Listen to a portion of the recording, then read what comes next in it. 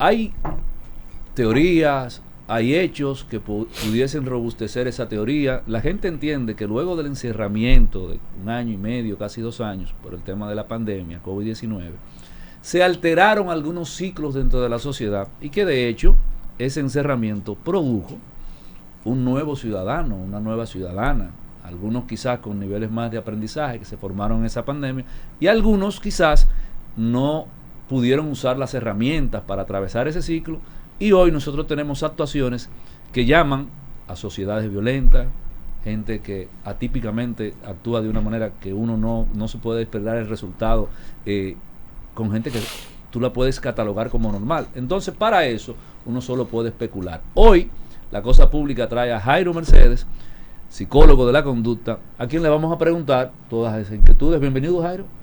Gracias por la invitación. Jairo, la gente entiende que luego de la pandemia, la conducta de muchos, de la mayoría, incluidos nosotros, cambió. ¿Qué de cierto hay? ¿Cuán cierto puede ser eso?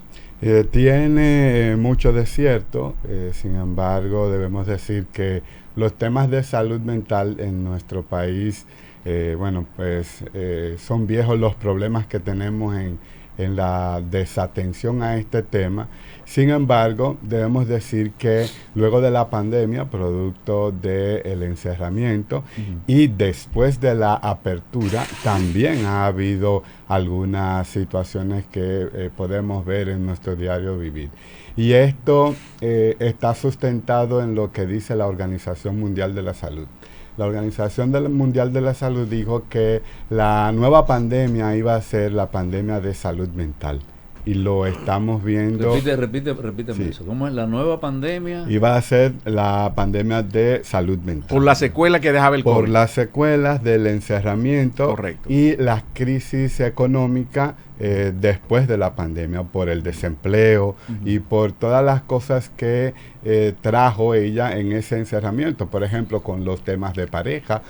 Hoy mismo vimos en los medios que un hombre mató a su esposa en Dajabón, sí. Pero antes de ayer tuvimos casos de un ministro el mes pasado. O sea, hay muchos temas en los que se ha desbordado la salud mental, los trastornos emocionales. A mí me afecta, sobre todo, el encierro a mí no me afecta mucho. A mí lo que me afecta es lo otro, la parte económica, como afecta a muchos dominicanos, que sé que hay mucha gente que necesita ese líquido, esa liquidez para resolver algunos problemas. Pero, ¿qué mensaje le tienen ustedes a esa población que está, yo digo literalmente desesperada, porque el encierro, señores, fueron 2 años encerrados, incluso perseguidos porque no podían salir?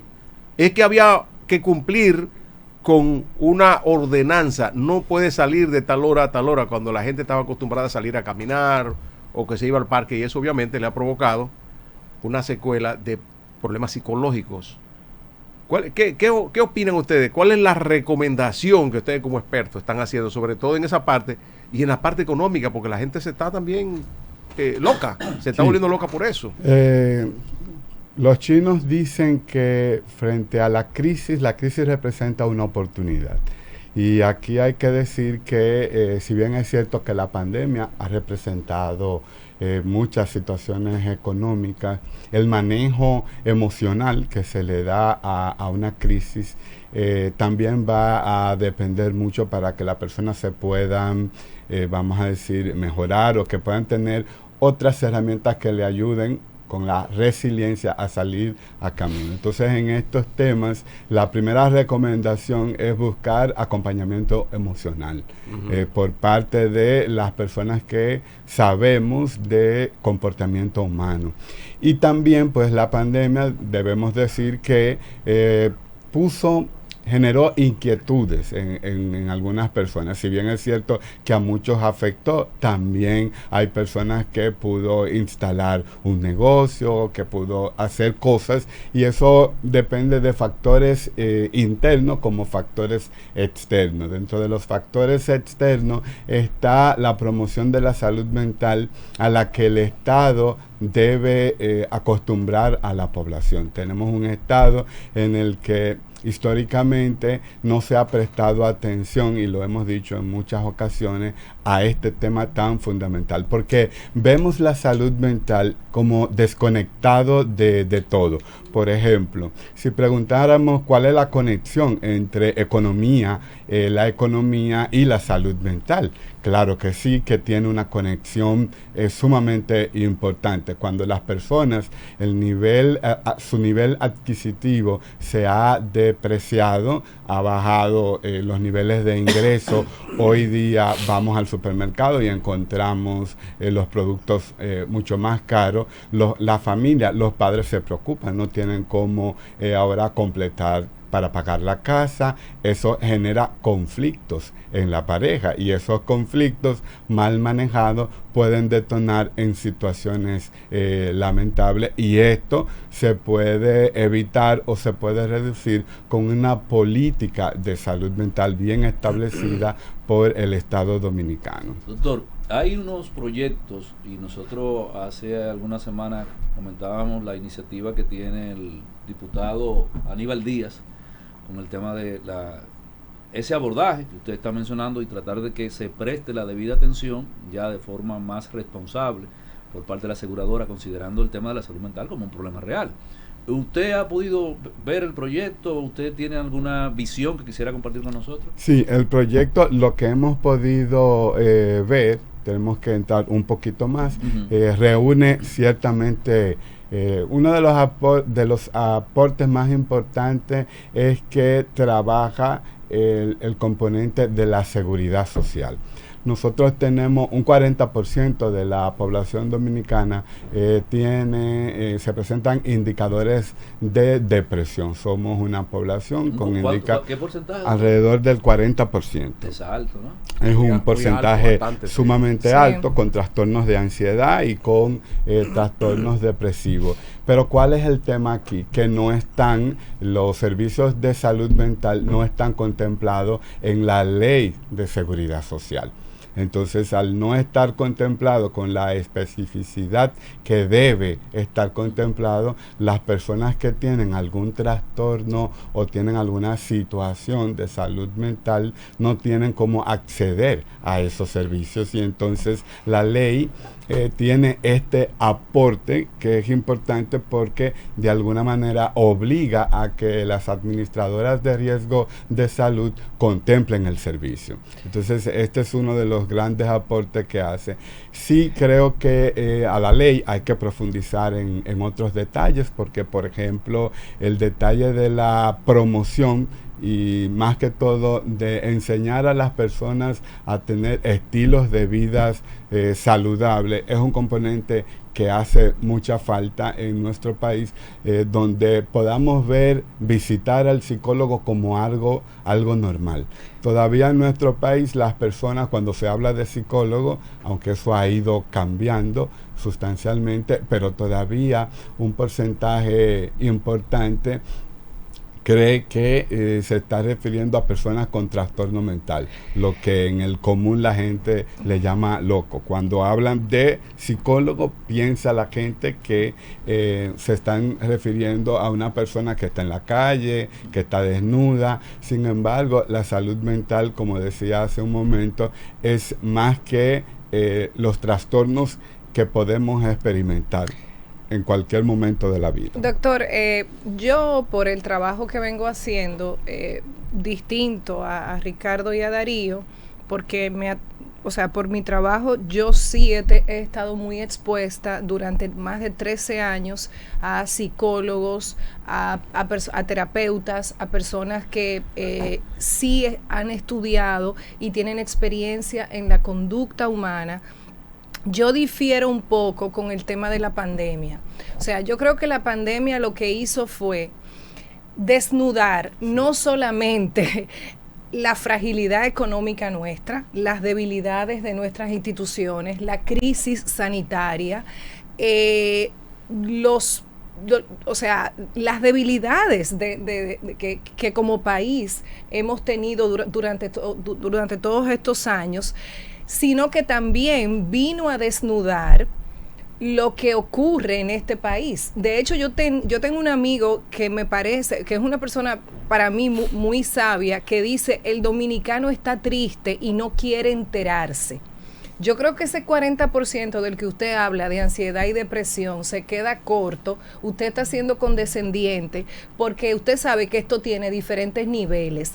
El dominicano está acostumbrado a anestesiar y a engavetar, no sé si puedo utilizar ese término, pero a poner en una gaveta y bajo llave y a reprimir. Aquí hay una cultura de reprimir, represión, y yo creo que viene con el tema de la dictadura, viene con el asunto de que la casa se queme, ese famoso dicho, que la casa se queme pero que el humo no salga afuera. Entonces, para mí la pandemia lo que hizo fue desnudar y levantar a la superficie lo que ya estaba pasando en la República Dominicana con el tema de la depresión y de la ansiedad.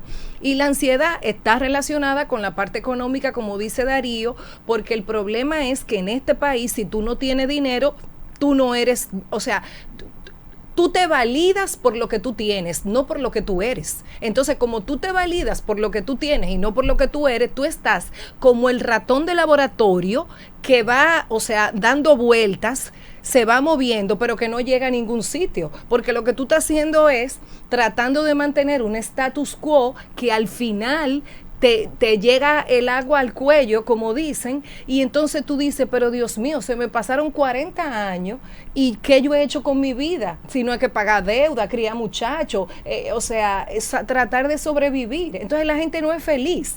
Entonces, ¿por qué le hago este preámbulo? Porque en realidad lo primero que aquí se tiene que crear es una cultura donde las personas confíen en un especialista de la conducta, donde las personas se traten. Sabrá Dios la cantidad de problemas que se hubiesen solucionado si los padres se trataran, si la gente fuera donde un psicólogo. ¿Usted me entiende? O sea, yo quiero que usted me diga desde su experiencia si en verdad la gente siente confianza en ir a un psicólogo y si los frutos de eso se puede ver, porque es que aquí la gente lo que hace es reprimir y no le ve el valor a los frutos. Entonces usted tiene experiencia, usted tiene su paciente, usted me puede decir la evolución que esa gente ha tenido y el efecto que ha tenido para que la gente se entere. Sí, ciertamente lo que dices es real, lo comparto en todo su esplendor. Sobre todo la parte de la visibilización de estos temas de salud mental. No podemos negar que la pandemia exacerbó, pero ya estaba ahí, porque históricamente estos temas no han sido atendidos por los gobiernos. Después de la dictadura no han sido atendidos estos problemas de salud mental.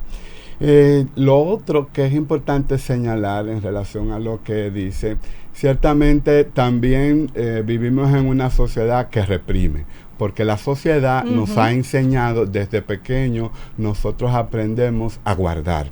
Por ejemplo, a los hombres se nos enseña que los hombres no lloramos. Exactamente. Porque los hombres no lloran, porque si tú lloras muestra debilidad.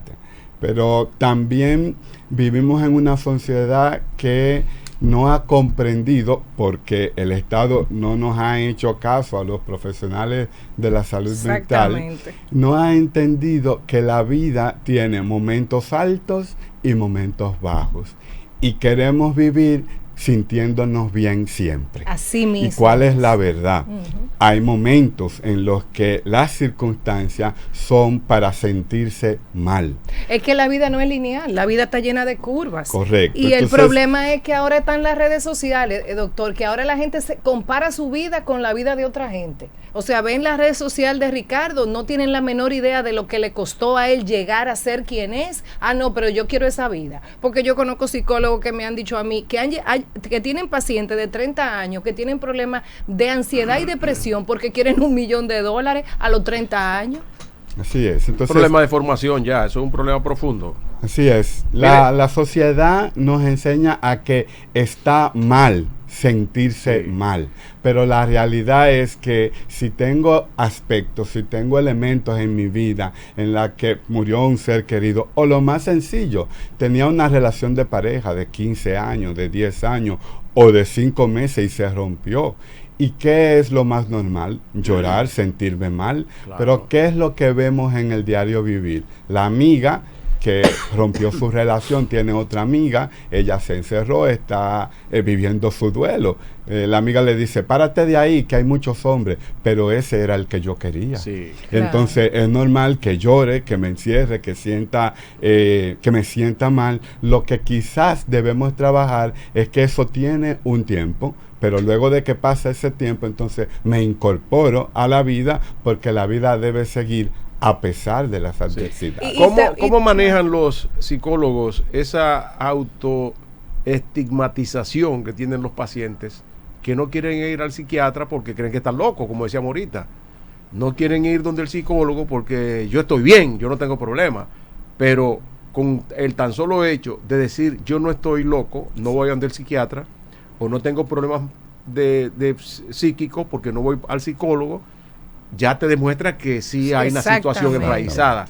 ¿Cómo manejan ustedes, los expertos en la conducta humana, en esa conducta de la gente, esa situación, ese tipo de pacientes? Porque son complicados, con los complejos que hay. Sí, en nuestro caso particular, manejamos la psicoeducación en la primera consulta. Sí. La psicoeducación, si alguien viene a la consulta, porque no, lo que vemos es que las personas van a la consulta con temores, incluso no quieren que el consultorio tenga el letrero, producto de esta... Sí, porque tienen vergüenza, se sienten avergonzados de ir. Esta estigmatización, pues lo que hacemos es psicoeducar en esa primera sesión sobre qué bueno que estás aquí, la importancia de que estés aquí, qué hacemos los profesionales de la salud mental, psicólogos, psiquiatras, por qué es importante visitar al profesional de la psicología, cómo eso te apoya, cómo eso te cambia, cómo eso puede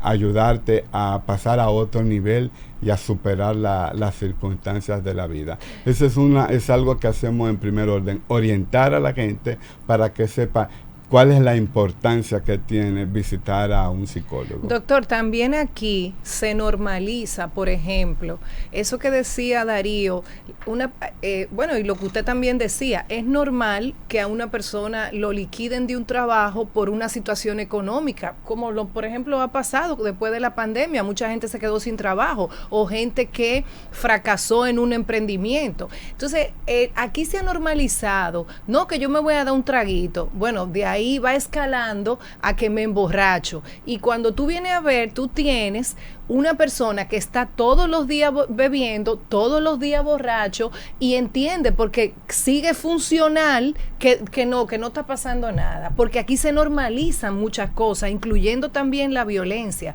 Entonces, yo siempre digo, las cosas no pasan de la noche a la mañana, hay un proceso que no se está observando. Entonces, mi pregunta es, cuando los familiares, el entorno, los amigos deben decir, no, fulano, pero es que tú no estás bien, o sea, tú estás tomando un hábito que no es correcto, porque tú quieres anestesiar o tú quieres evadir una realidad. Sí, hay algunos indicadores, hay síntomas muy específicos de cuando una persona necesita acompañamiento emocional. Sí, por ejemplo, cuando una persona ya se está haciendo daño a sí mismo, en primer lugar, o cuando hace daño a terceros con su comportamiento, con lo que hace, entonces estamos hablando de que esta persona necesita apoyo. Si hoy te despidieron del trabajo o tienes alguna situación emocional de pareja y te tomas un primer trago, pero luego ya eso comienza a hacerse recurrente y ya para cualquier malestar o cualquier situación que tengo que consumir alcohol u otras drogas, entonces ya eso está hablando de que necesito la visión de un profesional de la psicología, porque no puedo lidiar con esos problemas. O sea, cuando ya no puedo porque no me incorporo, ya me está afectando en mi vida laboral, ya me está afectando esta situación porque discuto diario con mi pareja o con mi hijo, con mis hijos que no tienen nada que ver con lo que me está pasando, ya estoy golpeando. Entonces aquí ya la familia está poniendo atención para darse cuenta que esta persona necesita apoyo y que debe recomendar. Pero también hay otra cosa importante, y ustedes notarán que yo pongo mucho énfasis en el Estado, porque yo creo que el Estado es el garante de todos los derechos que tenemos en el país. Hay situaciones individuales, personales, familiares, que se manejan desde ese ámbito, pero el Estado, la responsabilidad en el tema de la salud mental es del Estado, que tiene que hacer campañas de promoción del dinero que se está ahorrando de la corrupción o del buen uso que se le dan a los recursos del Estado. Entonces debe el Estado disponer de esos recursos para hacer campañas, por ejemplo, con influencers, con medios de comunicación, donde se normalice la asistencia psicológica. En Estados Unidos y en otros países vemos cómo figuras del cine y de otro ámbito salen en anuncios. Por ejemplo, yo tengo depresión. No voy a decir soy depresivo, porque no se trata de la persona, es una condición. Entonces el Estado debe invertir para que haya esa promoción. Yo voy al psicólogo, es importante visitar al psicólogo, medios de comunicación, una campaña masiva. Pero si el Estado no hace esto, entonces no vamos a poder tener lo que ustedes dicen de que las personas se den cuenta, porque no tienen las herramientas para darse cuenta que estamos normalizando la violencia. Cuando tomamos la correa o cuando corregimos de manera con golpes físicos, estamos normalizando la violencia.